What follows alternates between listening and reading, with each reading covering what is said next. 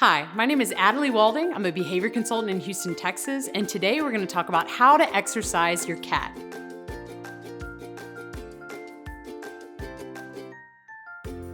So you hear people talking about how important it is to exercise your dog, but it's also important to exercise your cat. When cats are living in the wild, they're hunting 10 plus times a day and are only successful in catching prey a few times. So they're very mentally and physically stimulated. Whenever cats live with people, they're not as stimulated and may turn to overeating out of boredom or other behavioral issues such as tearing up your couch. So making sure your cat has adequate exercise is a great way to prevent obesity, anxiety, and other behavioral problems. Whenever you're playing with your cat, keep these tips in mind. First, you want to make sure that you're only playing for about 10 to 15 minutes.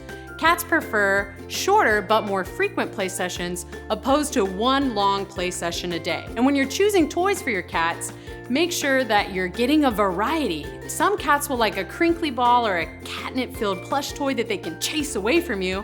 Others may like something dangly that they can chase around. It's a running joke that cats would rather play with something from your home opposed to something that's made for them. So before you go and buy a fancy, expensive cat toy, try something like a shoelace.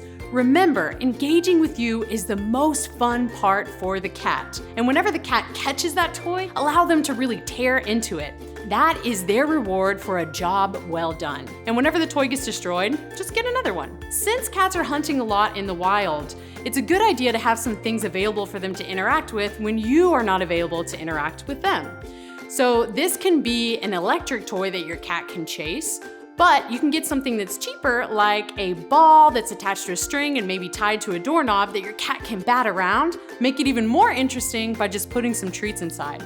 You can also get a paper bag or a box, sprinkle some catnip inside, let your cat roll around in it, get the zoomies and run. You can let them engage with a scratching post or going up and down on a cat tree or another kind of surface so they can be climbing up and down. So what we're gonna talk about today is how to play with a cat wand toy. You can learn how to make your own cat wand toy by checking out our flirt pole video. So whenever people play with a cat wand toy, typically they're just too much in the cat's face. What we're trying to do is imitate what prey would do in the wild, and prey's not gonna jump into the face of the predator, right? So have it start away from your cat and alternate quick jerky movements with slow crawling movements. Allow your cat to chase for about 10 to 15 seconds.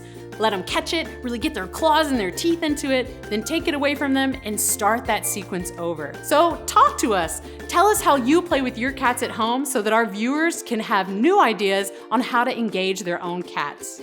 Thank you so much for watching.